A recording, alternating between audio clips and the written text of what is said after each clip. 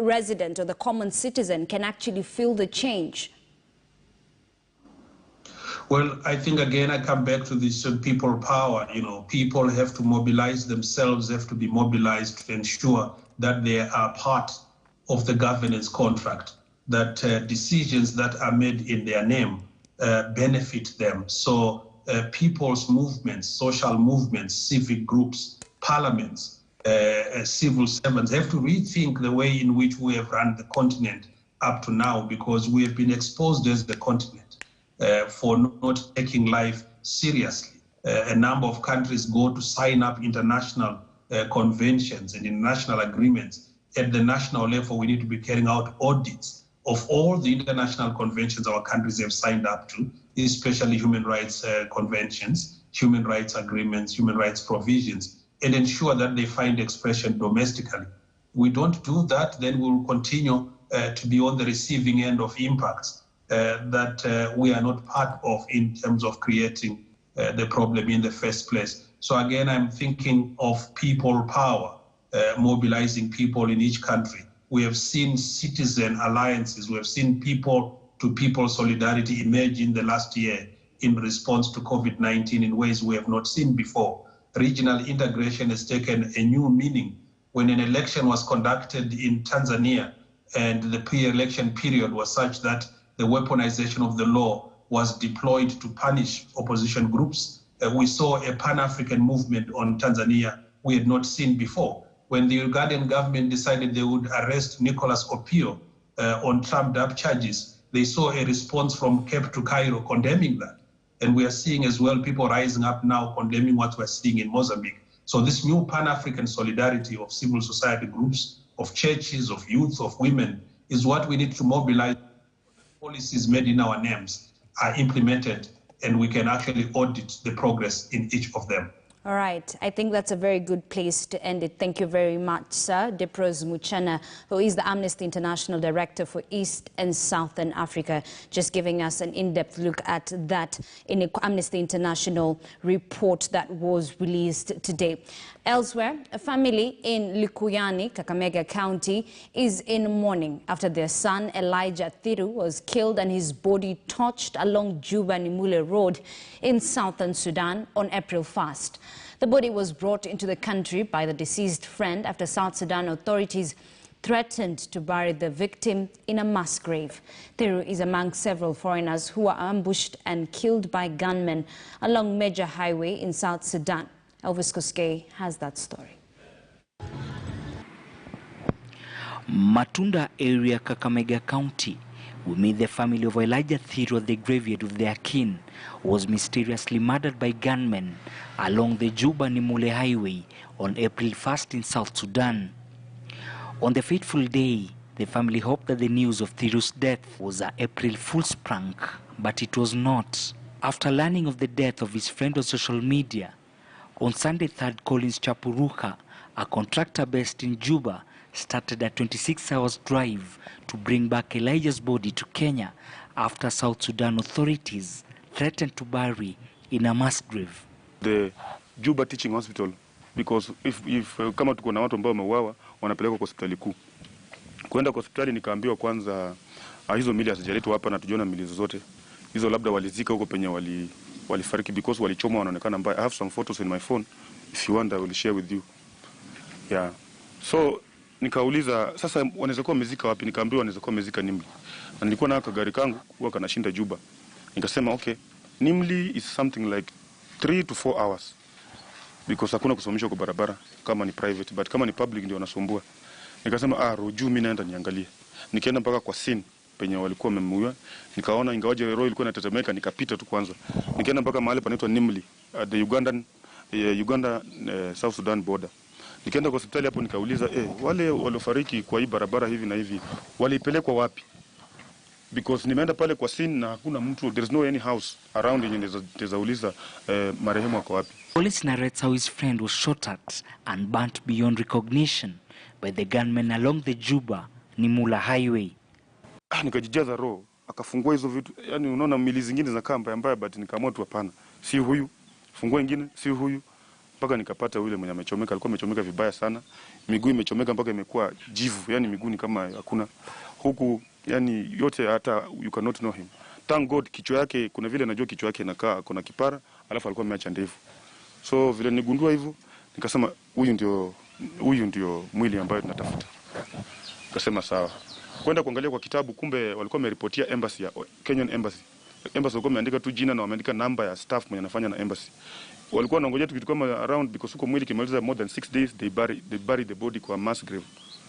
Yeah, because there were very many bodies. Kuna wale waliuawa 16 barabara ya there is Juba Yei Road. Walikuwa wameuawa 16 Ugandans. Hao wakawa walitolewa asubuhi, walikuwa wametolewa the day before. Sasa mili zilikuwa zimebaki hapo ni za huyo Mkenya. Nikamwambia sasa fanya hivi, mimi naenda kutayarisha sanduku na hizo vitu ndogo ndogo, alafu nitalias with the embassy, at least niandikiwe barua ndio niwezeshe mimi kuleta huo mwili kwa nisisumbuliwe kwa barabara. He encountered hurdles and challenges at the border of Sudan-Uganda and Kenya-Uganda border in a bid to give his childhood friend a befitting send-off. Nikatoka saa 2 Juba. Nikafika kwa the first checkpoint, kwanza wakafikiri nimebeba vitu mbaya, nikaambiwa fungua. Ikabidi nifungue na mpaka nikafungua sanduku. Walikuwa wamefunga lakini sasa ilibidi tena nifungue. Nikafungua sanduku yenyewe. Baada ameona body bag, bakini huyo askari anasema, "Hapana, you open it. Maybe you are carrying something we don't want us to know. You know, these days you government are very not good." I'm like, "Okay, I'll open." I went and opened the first body bag. He still wants to see the second one to see the body. Akasema, "Okay, I'll open." Kafungua. Yani ile harufu peke yake haikumpendeza. Akasema, "Close. Go." Akaenda kuongea na wakubwa yake, it's a real coffin, na wakaniruhusu nikatoka. Elijah's mother Ann Nyambura and his widow Sandra Kanini Mwangangi are yet to come to terms with the death. They tearfully narrate how his death electrified everyone into action. Najua mimi sikuwezi, yani hiyo mtoto wangu amenipiga, mimi sikutaka kusikia. Wenyewe ndio walikuwa nasikia vile kunaendelea. Mimi nilikuwa tunasikia wanafanya kama nimekaa sitaki, sababu ili ni kula. Huyo mtoto wangu ndio mtoto wangu wa kwanza. Nimepotesha kweli. Nimepoteza mtoto wangu mzuri sana kweli kabisa. Lakini kupitia Mungu, huyu Collins ametusaidia kweli. Huyu ni mtoto wangu sababu hata nimewalea wote wawili, Viro na Collins. Na kweli kabisa Collins amefanya kitu ya maana. Ni kuniletea mtoto yangu kutoka huko mpaka hapa nyumbani. Family now wants the relevant authorities to move with speed and help them secure the future of their children. Elijah is survived by a wife and 2 children, aged 7 and 2. Yani hakuacha chochote juu alijua anaenda kurudi.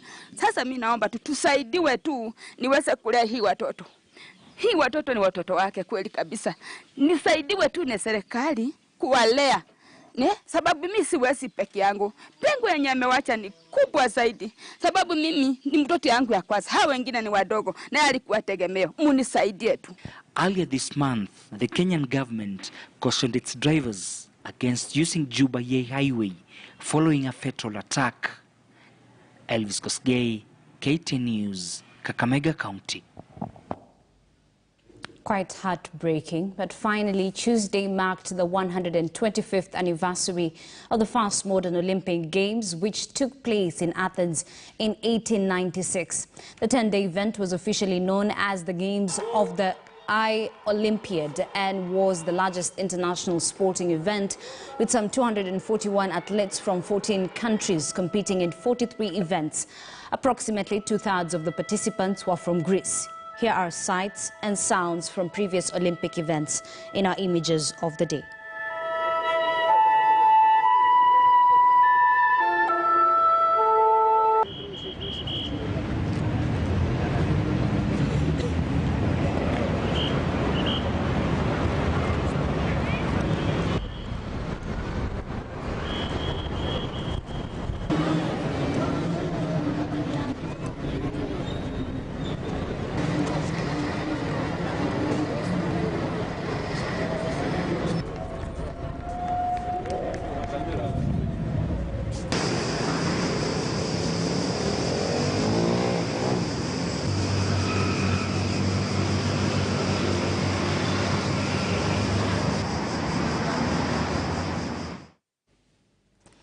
Well, that's all we had for you here on Bottom Line Africa. Thank you for being part of the broadcast. I'm Ashley Mazuri. I leave you with the proverb of the day. Have a good day. See you tomorrow.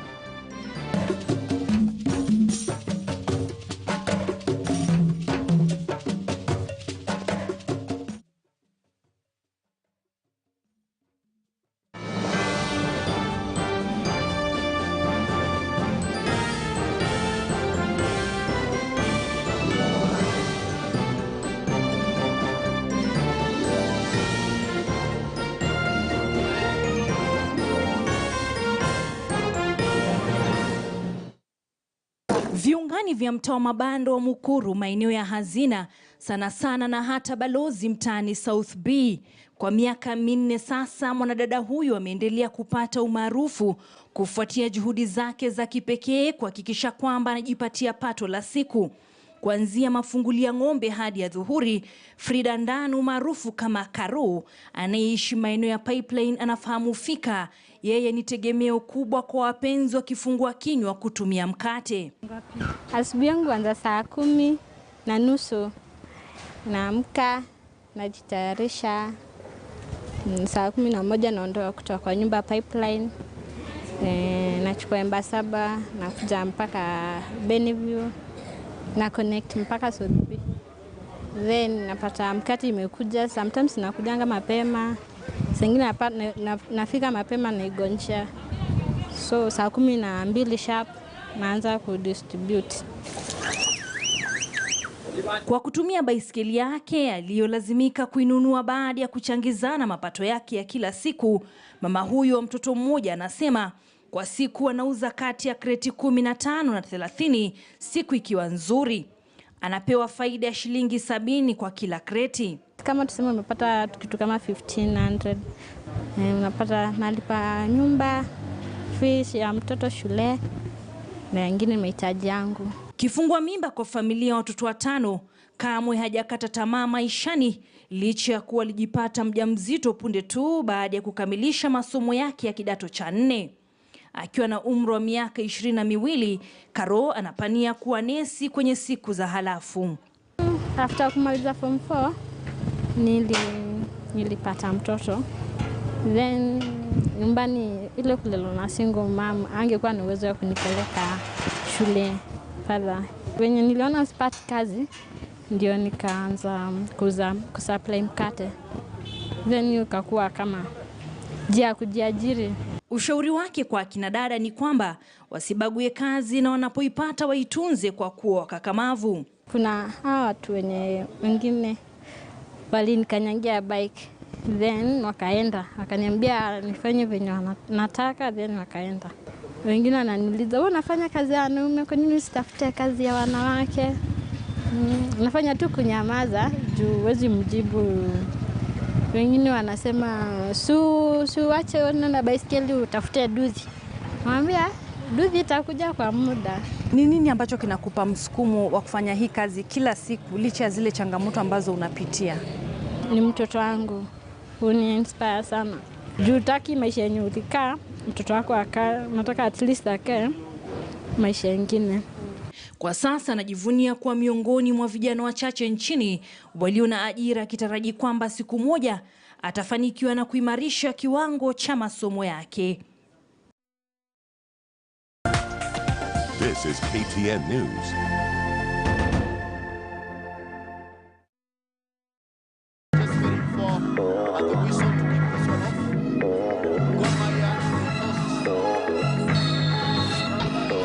Now comes in the header.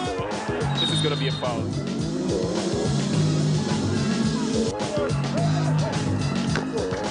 Ansley with the drag pick from a penalty corner. And a cross. Barney's into the ball as well. He might not need any other.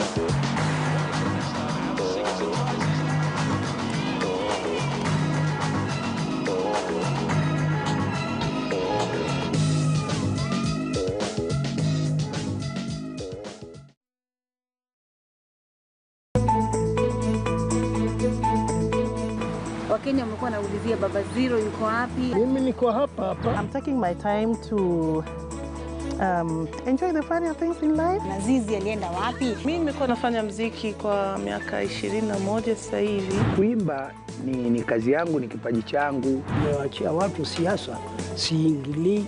Mimi niliingia bunge tukiwa tunapata mshahara ya shilingi 10,000. Kalembe ajui kizungu, labda ndapewa Tanzania ambassador. Ni kurapia kidogo ama ni sirabu? Rap kabisa.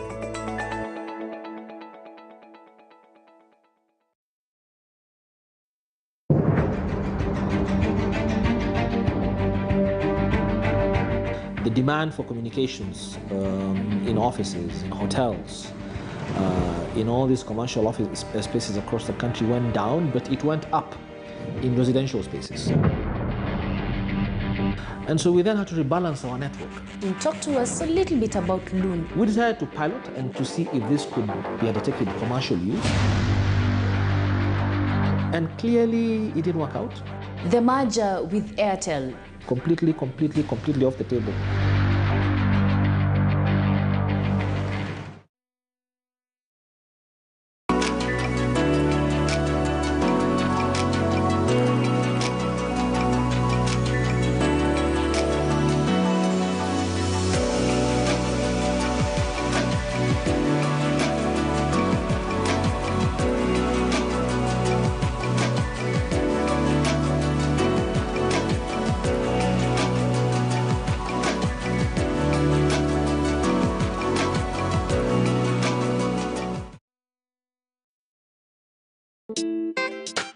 Sauce Mosmos, the sauce that runs a lot slower. Recipes with Zesta tomato sauce.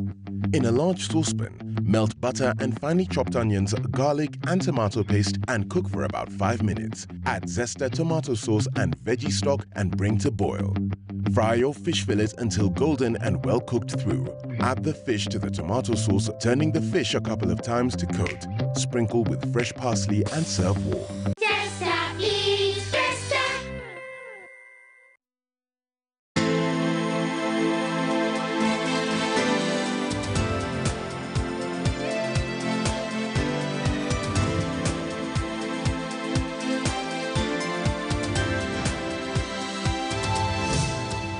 KTN News. Get the whole story.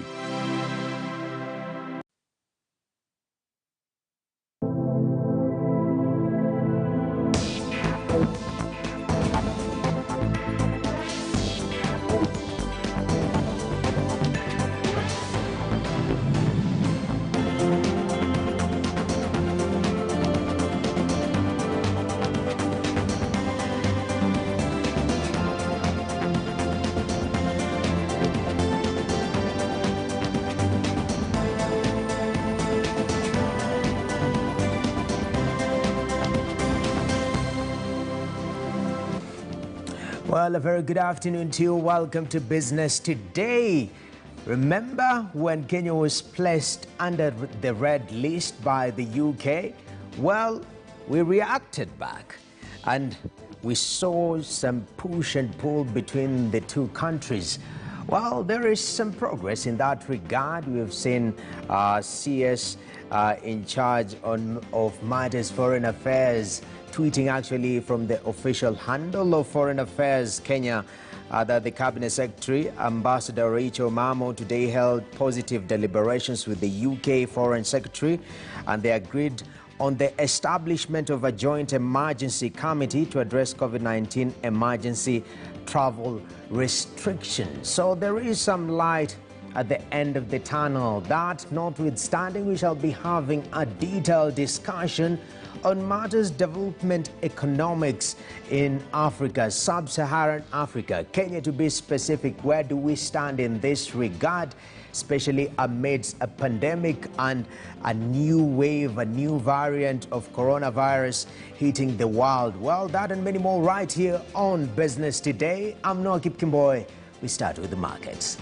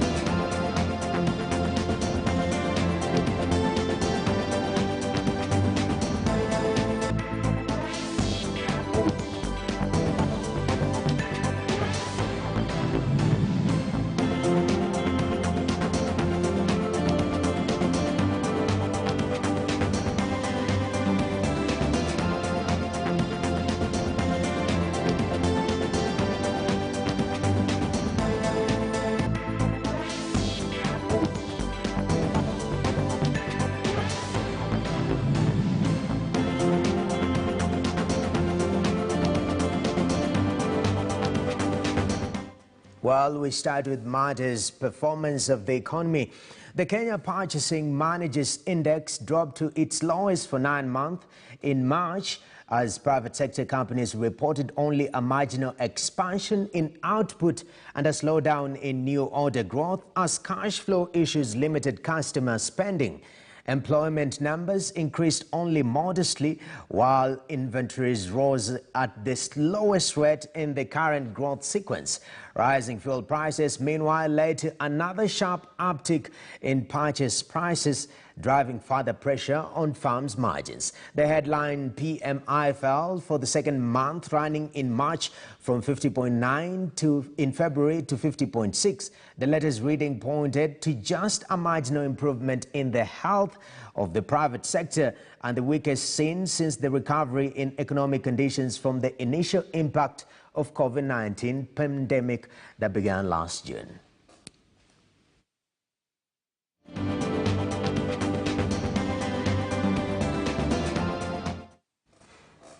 All right, let's head to the port. 6 candidates have been shortlisted for the post of Kenya Ports Authority Managing Director.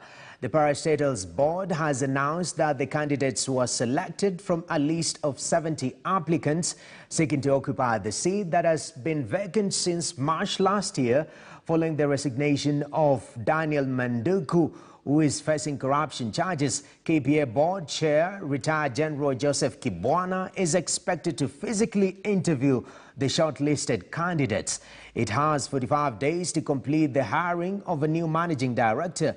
Only 70 candidates submitted their papers before the March 19th application deadline. In the board's exercise, over 150 candidates had applied for the post, out of which only 5 were selected through face-to-face interviews.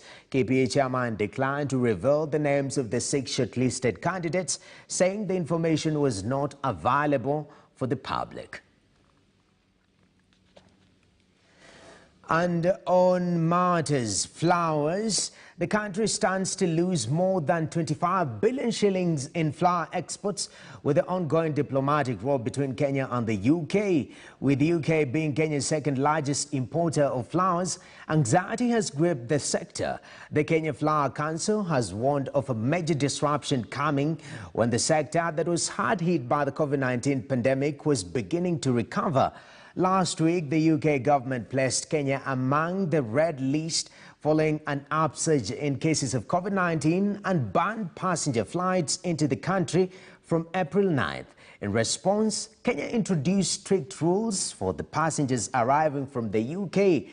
Under the rules, passengers will be subjected to 2 COVID tests and they will be placed in quarantine for 14 days at their cost. And as the road continues, continues to generate more heat, the Flower Council has warned of massive losses.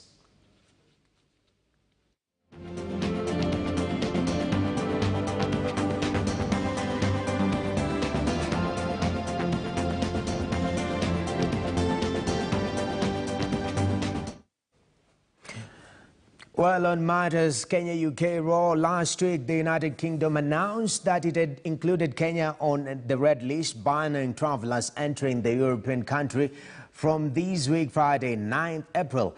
This ostensibly to mitigate spread of the coronavirus pandemic, with new variants raising concern. The UK stated that of the average of 550 people that travel from Kenya to the UK each week, a significant number are testing positive on day 2. Nearly a third of those positive have been carrying the COVID-19 variant, which originated in South Africa. In a strongly worded rejoinder, Kenya's Foreign Affairs Ministry said the decision was discriminatory and lacked logic and scientific knowledge of the disease and the spread of the pandemic. Kenya has so far registered 139,000 coronavirus cases, with the UK reporting over 4 million cases. Well, Kenyans continue to express their displeasure over the International Monetary Fund's move to once again grant Kenya a loan of 255 billion shillings.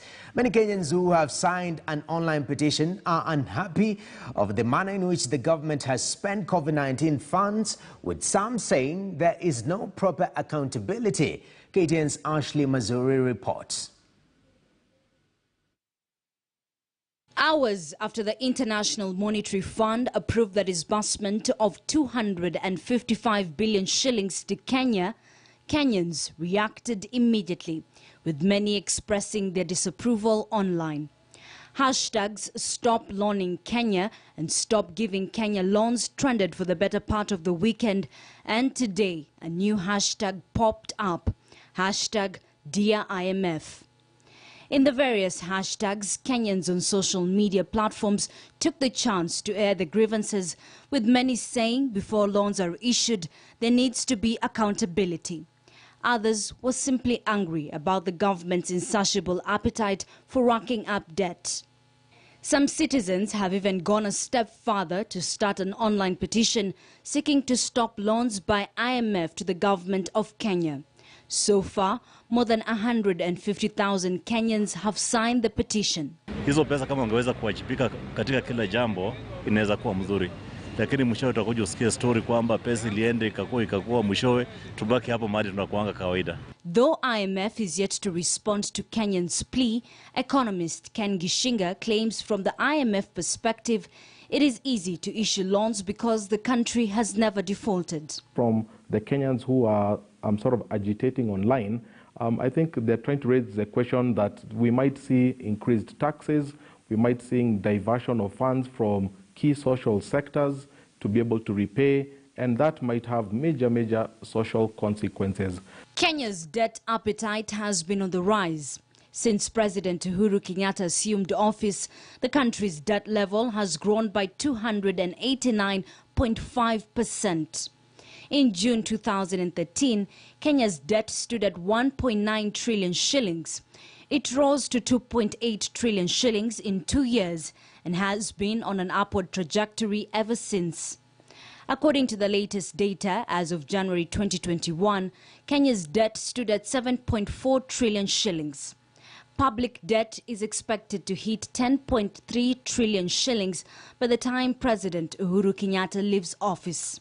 Kenyans' decision to take the bull by the horns has started attracting attention, and all eyes are on IMF. It's now a matter of wait and see on whether the people's voice will make a difference. Ashley Mazuri, KTN News.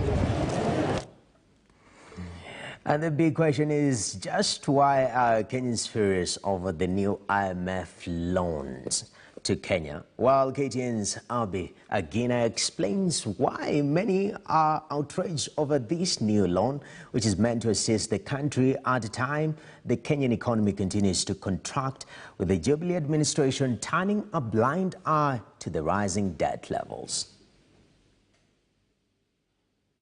It has been a rough week for the National Treasury, as well as staff at the International Monetary Fund in Washington, D.C., in the United States. The internet has been awash after Kenyans kicked off a social media campaign dubbed Stop Loaning Kenya and signed the petition, all in an attempt to challenge the government's unquenchable loan accumulation spree. Well, as this campaign goes on, one would ask, why are Kenyans directing their anger to the IMF and not Parliament or the head of state? Taxes will increase, automatically impact on our household level. Secondly, our business will collapse automatically because more things, people will not be able to purchase goods because of escalating debts and also the taxation issue which will be affecting their households. Isha ni affect kwa sababu sahi cost of living iko juu. Si wenyewe tumeshazoea mtu anakutolea hadi 500, unaenda nyumbani unakula unajua hiyo. Sahi hata mtu akikupea mbao ni Mungu. Now, let's get a clear understanding how the IMF works. The IMF was created in 1945 to act as a global lender to countries that were in financial distress, such as economic recession and war. The global lender works on a country-by-country specific program that are negotiated and approved if a country commits to honor the IMF's conditions. The latest loan of 255 billion shillings is meant to assist Kenya meet its budget deficit as well as stabilize the economy, which has been severely ravaged by the COVID-19 pandemic. Kenya's budget for 2020-2021 financial year stands at 3.2 trillion shillings. This means that going by the revenue collection figures, the country has a budget deficit of about 840 billion shillings, which must be plugged by sourcing for funds from the international lenders at affordable rates. When people seem to have money, they seem to spend a lot, and inflation creeps in. Then the exchange rate also goes a little bit haywire, and therefore the IMF has to come in to stabilize those short-term shocks. IMF came the first time. The prescriptions that were given to our government were very painful. People losing jobs, people being retrenched, people being given golden handshake, and people remember that suffering. Kenya's total public debt is standing at 7.35 trillion shillings, which is 7 times what the President Kibaki-led administration borrowed in its 10 years in power. Of significant importance with these loans from the IMF is the conditions they come with. For example, as Kenya prepares to access these funds, the country has accepted to increase revenue collection by introducing new taxes to ensure there are no revenue shortfalls. And these are the outcomes that have got Kenyans angry with the government, maintaining we must borrow to finance infrastructure projects such as roads, hospitals, and schools. Other conditions include strong governance of public institutions, which will see a major reduction in the public wage bill. This means the government will have to retrench employees in the civil service to tame the ballooning wage bill, which is pegged at over 700 billion shillings. This will result into job losses and increased taxes. Kenya is presently out of options to borrow from commercial lenders, and thus the reason why the country has to play by the rules set out by the IMF or risk falling into an economic recession. The structural adjustment programs being championed by the IMF are not new to Kenya. In the early 1980s, the country was put on the same path as IMF and the Bretton Woods institutions called for austerity measures and privatization of state-owned enterprises to stabilize the economy. Back in 2015, when Kenya sought financial support from the IMF, the country had to increase value-added tax in order to access a 68 billion shillings credit line. As the country navigates through the COVID-19 storm, the anger by Kenyans to the IMF could just be misguided. Abiyagina, KTN News. Well, we now know where we are coming from and our historic relationship with IMF. Right now, I want to bring in Peter Biwott, who is a development economics specialist. And Biwott, actually, right now, the big topic is our relationship with IMF, the issue of borrowing. You were there, I believe, in the 90s during the structural adjustment programs. Is it something that you are looking forward to in this current scenario that we're in as a country? Thank you very much. I wanted to say that the question of structural adjustment has to come in definitely because, you know, our country has a lot of infrastructural projects.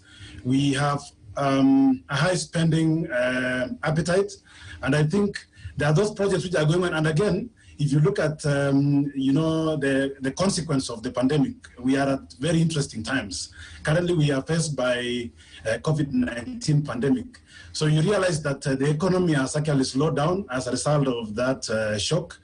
And the revenues, definitely with the lockdowns and reduced business activities, government revenues have not been as much as was planned. And of course, you know, as Kenya being a developing economy, even the collection itself is on average about 30%. So we are not even collecting all the revenues. So you can understand why the country is doing this. I must say that it shouldn't have happened after we went through the structural adjustments in the 1980s, 1990s. If you look at countries, comparator countries to Kenya, who are at the same level with Kenya at that time, some are already way far ahead because they have done a lot of work in improving on their productivity, improving on, their core sectors of economic development. And this is the difference now, because if you look at how the country is productive, if Kenya was productive as much compared to what we are currently spending, I don't think borrowing should have come into place. Definitely, and you raise a very important point. Because of the current situation that we're in, it warrants borrowing. Actually, COVID-19 was sort of dressed down and just exposing the scenario that was building up pre-COVID-19, the revenue shortfalls, the heavy indebtedness that majority of the sub-Saharan countries are in. So in terms of rebound, when you talk about recovery, is it going to be pegged on loans, or are there alternative means that we could use a different route? Definitely, we need to focus on alternative routes. And I think if you look at the end of Kibaki administration, the country already had converted its economy into private sector led. But I think the coming in of Jubilee, we've had a lot of investments in the standard gauge railway. We've seen a lot of construction of infrastructure. On average, you hear that Kenya has been able to construct up to 7,000 kilometers of tarmac road. So you see, there are a lot of investments and expenditure towards improving infrastructure, among other sectors. And as a result of this, we've not seen commensurate, enhancement of productivity. For example, the coming in of the standard gauge railway, one would have expected that the country would have focused much, on the Big Four agenda, especially manufacturing. What can we do so that as the standard gauge railway brings imports, how is it going to take away exports? Because you see, at the end of the day, if the standard gauge railway will only serve to bring, and particularly those imports which are not necessary, because you see, if the country is importing technology, that is fine. But if we are importing, value-added goods like what we produce in Kenya, then that is a disincentive. So what has happened is the rate at which the country is spending towards, development, especially, on infrastructure, is not commensurate to the expenditure toward productive sectors like agriculture. Agriculture in the country currently is contributing about at 5% to gross domestic product. So one would have expected that as much as we are investing in infrastructure and other enablers of our economy, we should have also focused on productivity. And that productivity aimed at also exportation. Because you see, most successful countries who have actually taken higher levels of debt, like Japan, for example, although Japan is not a comparator country to Kenya, but you see Japan exports more than it imports. It exports a lot, and that's why they can be able to take loans up to 235% of their gross domestic product. So you see, that is where Kenya is lacking.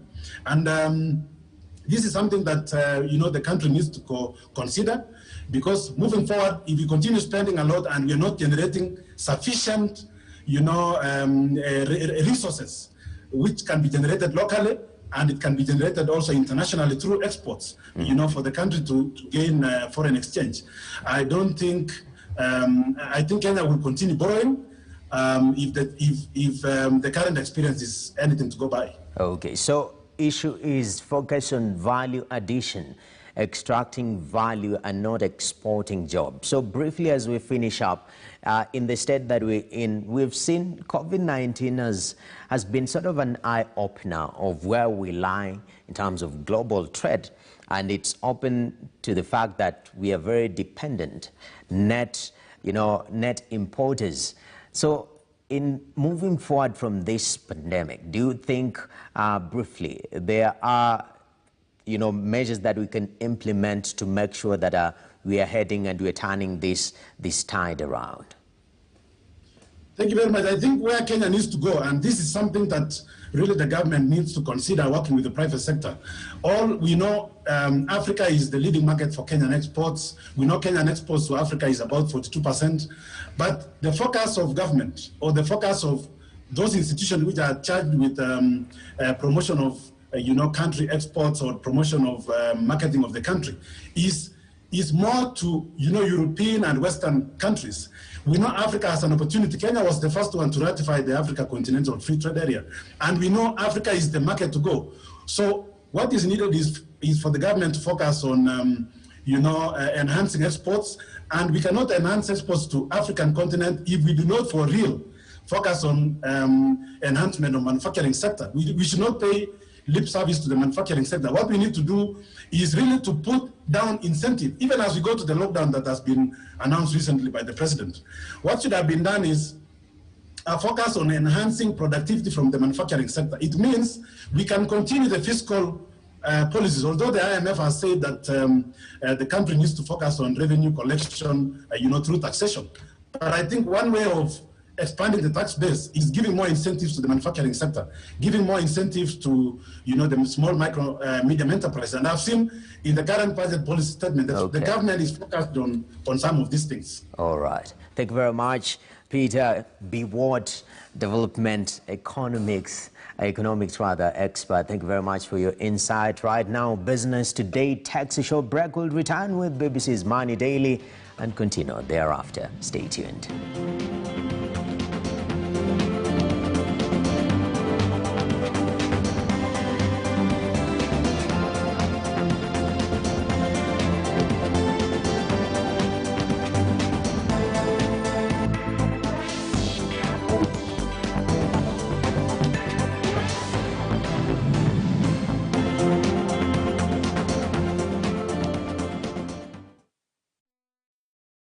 It is mid-morning at Milimani village in Wamba, Samburu County. A group of technicians are setting up a flexi biogas system, which is a flexible above-ground system that produces sustainable and affordable renewable biogas energy through an innovative digester system that is simpler to use and less costly to build and operate than the traditional